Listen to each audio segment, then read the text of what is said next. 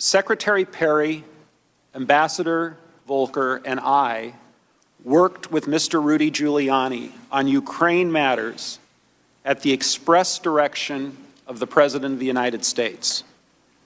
We did not want to work with Mr. Giuliani. Simply put, we were playing the hand we were dealt. We all understood that if we refused to work with Mr. Giuliani, we would lose a very important opportunity to cement relations between the United States and Ukraine.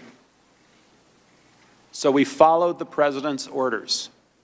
As I testified previously, Mr. Giuliani's requests were a quid pro quo for arranging a White House visit for President Zelensky.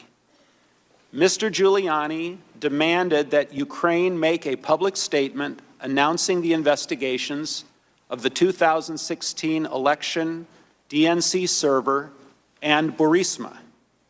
Mr. Giuliani was expressing the desires of the President of the United States, and we knew these investigations were important to the President.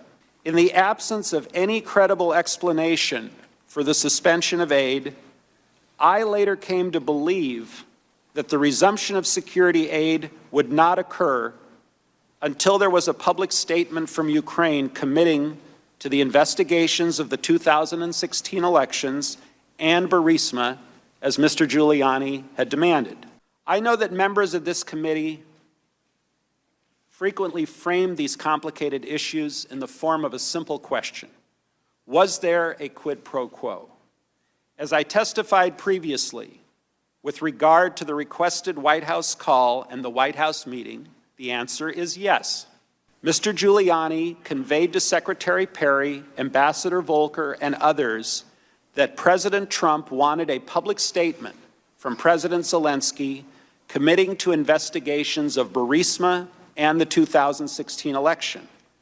Mr. Giuliani expressed those requests directly to the Ukrainians, and Mr. Giuliani also expressed those requests directly to us.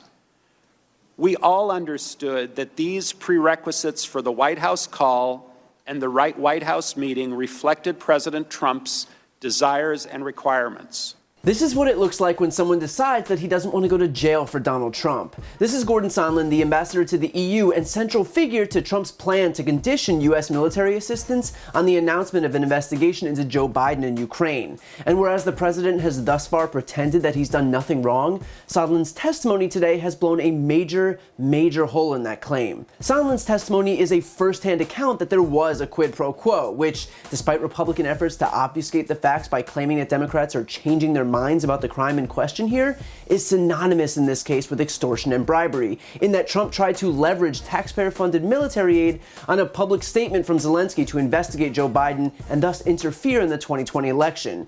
And he left absolutely nothing up to debate, using the phrases, "I followed the directions of the president," "I worked at the direction of the president," and "we followed the president's orders." And it wasn't just Trump. Sondland also implicated Giuliani, Mike Pompeo, Mick Mulvaney, Mike Pence, and Rick Perry, among others, saying specifically everyone was in the loop.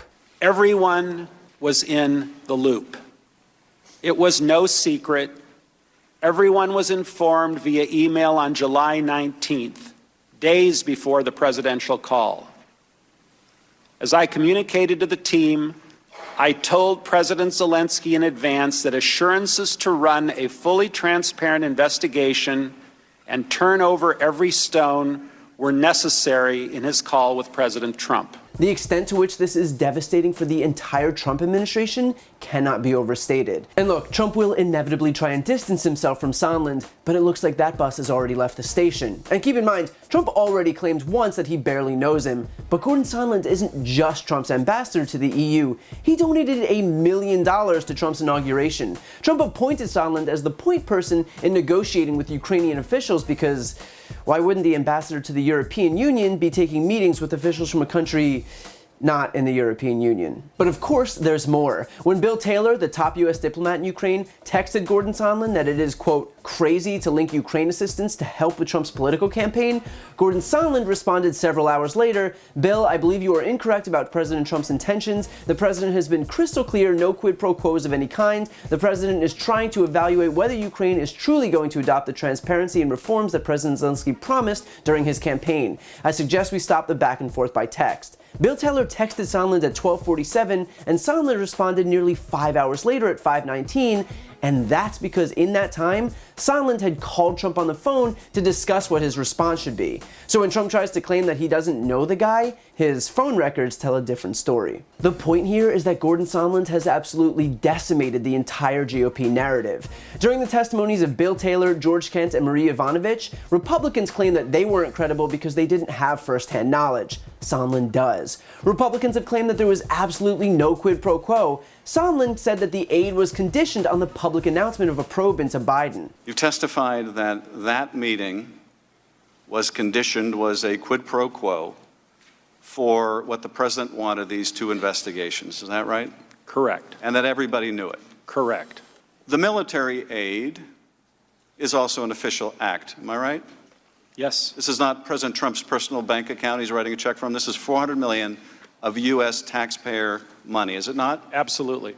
And there was a logjam in which the president would not write that U.S. check, you believed, until Ukraine announced these two investigations the president wanted, correct? That was my belief. Trump has breathlessly claimed that he is some anti-corruption crusader despite, never fighting corruption in any instance other than when Joe Biden was conveniently involved. Sondland destroyed that claim. He had to get those two investigations if that official act was going to take place, correct?